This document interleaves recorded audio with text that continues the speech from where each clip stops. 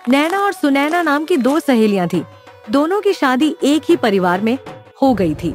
आशा देवी नीचे रहती थी, जो कि उनके खानदान की छोटी बहू थी, और उषा देवी ऊपर रहती थी, जो कि उनके खानदान की बड़ी बहू नैना आशा देवी के घर की बहू बनी थी, और सुनैना उषा देवी के। आज नैना की पहली रसोई थी, और वो सूजी का हलवा, गाजर का हलवा, पराठे और आलू पनीर की सब्जी क्रीम डालकर बनाती है और फिर सभी को खाना परोसती है। सभी लोग खाना खाते हैं तो नैना की सास आशा देवी कहती हैं, तुमने कैसा खाना बना दिया है। खाने में तो मिर्च का नाम निशान तक नहीं है। सारा खाना मीठा है बहू। हमारे घर में मीठा खाना नहीं खाते। हम सबको तो तीखा मिर्च वाला खाना ही पसंद है। तभी नैना के ससुर कहते हैं, आशा, यह बहू की पहली रसोई थी। उसे हमारे खाने के बारे में पता नहीं था, इसलिए उसने मीठा खाना बनाया है। तू चिंता मत कर, वह धीरे धीरे सब तरह का खाना बनाना सीख जाएगी। हाँ पिताजी, वह तो ठीक है, लेकिन मुझसे आज भी यह मीठा खाना नहीं खाया जाएगा। माँ, तुम ऐसा करो कि रसोई में जाकर मिर्च का कुछ तेज बना कर ले आओ। अब आशा किचन में जाती है और अंडे की बहुत सारी मिर्च डालकर अंडे की भुर्जी बनाकर ले आती है। सभी लोग जैसे तैसे खाना खा लेते हैं। दूसरी तरफ, क्योंकि दोनों परिवारों ने एक ही दिन अपने बेटे की शादी रचाई थी, इसीलिए सुनैना की भी आज पहली रसोई की रस्म थी। सुनैना किचन में गई और उसने मिर्च के पकौड़े, बहुत सारी हरी मिर्च डालकर बेसन के भजिए, आलू छोले की तीखी सब्जी और मसाले वाली पूरी बनाई थी। जब उसने खाना परोसा और सभी ने खाना खाना शुरू किया, तब सुनैना की नंद बोली, बाप रे बाप माँ, इतना तीखा खाना, भला इतना तीखा खाना हमसे कैसे खिलाएगा। मिर्च के पकौड़े और इतनी तीखी सब्जी, और तो और पूरी में भी मिर्च है। हम इतना तीखा खाना नहीं खाते, आपने भाभी को बताया नहीं था। अरे बेटा, मैं बताना ही भूल गई थी। कोई बात नहीं है, आज मैं बहू को सारी चीजें समझा देती हूँ। उसके बाद उषा सुनैना को किचन में ले जाती है।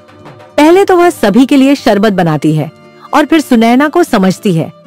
देखो सुनैना, खाने में कुछ न कुछ मीठा बनाना और सब्जी में केवल एक ही मिर्ची डालना, और हाँ, हर सब्जी में दही और मलाई जरूर डालना। तुम्हें जरूरत हो तो क्रीम भी डालना और थोड़ा गुड़ भी डाल दिया करना। इससे खाने का स्वाद मीठा तीखा लगता है। दाल में तो गुड्ड जरूर ही डालना बेटा। मैं गुजराती हूँ, मेरी इनसे लव मैरिज हुई थी। मैं महाराष्ट्रियन फैमिली में आई जरूर थी, परंतु मैं शुरू से ही गुजराती डिशेस बनाती हूँ, इसीलिए हम सभी लोगों को मीठा खाना खाने की आदत है। फिलहाल तुम यह दही लेकर चलो। सभी लोग आज खाने में किसी तरह दही मिलाकर खा लेंगे और साथ में यह शरबत भी पी लेंगे। सुनैना को यह सुनकर बहुत ही आश्चर्य होता है कि वे लोग मीठा खाना खाते हैं, क्योंकि सुनैना तो महाराष्ट्रियन थी और उसे तीखा खाने की आदत थी। उसने सबके साथ जैसे तैसे थोड़ा बहुत खाना खाया और वह अपने कमरे में आराम करने गई। तब उसने अपनी सहेली नैना को फोन लगाया और बोली, नैना, मुझे तो लगता है कि मैं शादी करके फंस गई हूँ। तुझे पता है कि यह लोग महाराष्ट्रियन होने के बाद भी बहुत मीठा खाना खाते हैं, इसलिए क्योंकि मेरी सासू माँ गुजराती थी और उन्होंने हमेशा ही मीठा खाना बनाया है। आज मेरा बनाया हुआ खाना खाकर सभी बोले कि ऐसा खाना नहीं चलेगा कल से। हे भगवान, मैं तो यह सोचकर ही डर जाती हूँ कि अगर मुझे मीठा खाना खाना पड़ा तो मैं जितनी दुबली हूँ ना, उससे दोगुना दुबली हो जाऊंगी। इतनी जोर से भूख लग रही है, मुझे खाना ही नहीं खिलाया। समझ नहीं आ रहा क्या करूं। और तू अपनी सुना, तेरा क्या हाल है? सुनैना, मेरा हाल तो तुझसे भी ज्यादा बुरा है। अगर तुझे खाना मीठा लग रहा है तो उसमें अलग से मिर्च डालकर खा ले, लेकिन मेरे ससुराल वाले तो पक्के महाराष्ट्रियन निकले। वह लोग बहुत तीखा खाना खाते हैं। मिर्च के पकौड़े, सब्जी में ढेर सारी मिर्च, हर चीज में केवल मिर्ची और मीठे का तो नाम ही नहीं है। मुझे तो ऐसा लग रहा है कि अगर मैं कुछ दिन यहाँ रह गई तो भूख से ही मर जाऊंगी। हाँ नैना, मैं समझ सकती हूँ। हम दोनों को इस समस्या का मिलजुल कर कोई ना कोई समाधान तो निकालना ही पड़ेगा। ऐसे ही कुछ दिन बीत जाते हैं। नहीं तो नैना अपनी ससुराल का खाना खा पा रही थी और ना ही सुनैना। कुछ दिनों बाद नैना बहुत बीमार हो जाती है। सुनैना अपनी सास के साथ नैना से मिलने आती है। नैना की सास कहती है, अरे बेटी सुनैना, अपनी सहेली को जरा कुछ समझा। ये खाना वाना खाती नहीं है, इसलिए बीमार हो गई कमल। अभी डॉक्टर को बुलाने गया है। तुम दोनों आपस में बातें करो, तब तक हम देवरानी जेठानी तुम लोगों के लिए कुछ बनाकर लाते हैं। चलो दीदी, आओ इन दोनों सहेलियों को अकेला छोड़ दो। आओ हम किचन की तरफ चलते हैं, मुझे भी आपसे ढेर सारी बातें करनी है। आशा और उषा दोनों किचन की तरफ चली जाती है। तब नैना सुनैना से कहती है, सुनैना, मैं तो यहाँ पर रहकर परेशान हो गई हूँ। ये लोग इतना तीखा खाना खाते हैं कि मुझसे खिलाता ही नहीं देखना। मैं कितनी कमजोर हो गई हूँ और तीखी मिर्च का खाना खाकर मैं बीमार भी पड़ गई हूँ। मुझे समझ नहीं आता कि क्या करना चाहिए। मुझे लगता है कि इस बारे में हमें अपने अपने पतियों से बात करनी चाहिए। ऐसा कब तक चलेगा? मैं भी खाना नहीं खाती। मुझे भी आजकल बहुत कमजोरी लगने लगी है। उधर किचन में आशा अपनी जेठानी उषा से कहती है, देख रही हो दीदी, हम कितनी खुशी के साथ इन दोनों बहुओं को ब्याह कर लेकर आए थे, लेकिन कितनी कमजोर लग रही हैं ये दोनों। हाँ आशा, दोनों ही अच्छी तरह खाना ही नहीं खा रही।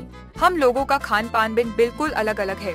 इसी तरह उन लोगों के भी खाने पीने के मामले में पसंद अलग अलग है। हाँ दीदी, लेकिन इस समस्या का कोई ना कोई समाधान तो निकालना ही होगा। ऐसे कब तक काम चलेगा? इस तरह तो हमारी बहुएं कमजोर हो जाएगी। वे लोग यह बातें कर ही रहे थे कि तभी डॉक्टर साहब आ जाते हैं। वे लोग कमरे में आते हैं। डॉक्टर साहब नैना को चेक करके बताते हैं, देखिए, उनके पेट में तीखा खाने की वजह से गर्मी बहुत बढ़ गई है। उनसे बात करने पर पता चला कि उन्हें तीखा खाने की आदत नहीं है और यहाँ उन्हें लगातार तीखा खाना खाना पड़ रहा है। यही उनकी तबीयत खराब होने की वजह है। मैंने दवाइयाँ लिख दी हैं, लेकिन आगे से आपको ध्यान रखना पड़ेगा। डॉक्टर साहब ऐसा कहकर चले जाते हैं। फिर सुनैना भी अपनी सास के साथ घर लौट जाती है। रात को नैना और सुनैना दोनों अपने पति से बात करती हैं और सारी बातें बताती हैं। नैना कहती है, इस तरह का खाना खाने की मेरी आदत नहीं है। यदि मुझे मेरी पसंद का खाना नहीं मिला तो न ही मैं सरवाइव कर पाऊंगी, न ही मेरा शरीर। आपको इस बारे में कुछ करना होगा। ठीक है नैना, तुम चिंता मत करो। मैं सारे परिवार के साथ मिलकर इस समस्या का कोई ना कोई समाधान अवश्य निकाल लूंगा। दूसरी तरफ सुनैना अपने पति से, आपने नैना की हालत तो देखी ना? मेरी हालत नैना से अलग नहीं है। मैं इस तरह का खाना नहीं खा सकती हूँ। तो तुम्हारा क्या मतलब है सुनैना की? हम सब भी तुम्हारी वजह से तीखा खाना खाना शुरू कर दें। नैना की तीखा खाने की वजह से तबीयत खराब हुई है। अगर वह तीखा नहीं खाएगी तो उसकी तबीयत ठीक हो सकती है। तुम चाहती हो कि तीखा खाकर तुम्हारी वजह से हम सभी अपनी तबीयत खराब कर ले। ऐसा पॉसिबल नहीं है। पॉसिबल नहीं है तो तुमने मुझसे शादी क्यों कर ली?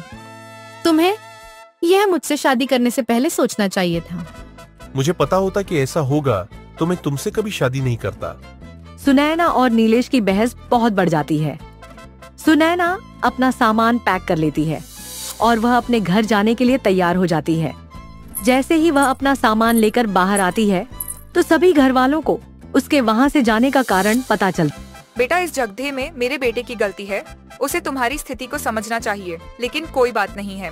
मैं अपनी देवरानी और उसके परिवार को भी यहाँ बुला लेती हूँ। हम सभी मिलकर बैठकर बातें करेंगे। मुझे यकीन है कि हम सब इस समस्या का समाधान मिलजुल कर अवश्य निकाल लेंगे। तुम्हें कहीं जाने की कोई जरूरत नहीं है। अब पूरा परिवार इकट्ठा होता है और इस समस्या का समाधान निकालने के लिए बहुत सारी बातें होती हैं। अंत में नैना के ससुर समाधान निकालते हुए कहते हैं, बहुत सोच समझकर मैंने यह फैसला किया है कि अभी हमारे घरों में जैसा खाना बनता है वैसा ही बनेगा, लेकिन नैना का खाना अब सुनैना बहू बनाकर लेकर आएगी और सुनैना का खाना अब नैना बहू बनाकर पहुंचाएगी। इस तरह दोनों बहुओं को अपनी अपनी पसंद का खाना भी मिलेगा और धीरे धीरे करके वह हमारी फैमिली में एडजस्ट भी हो जाएगी। सभी लोग मुकेश के इस फैसले से बहुत खुश थे। इसी तरह अब नैना और सुनैना दोनों आपस में एक दूसरे को रोज थालियां देने लगी और सभी खुशी खुशी मिलकर रहने लगे।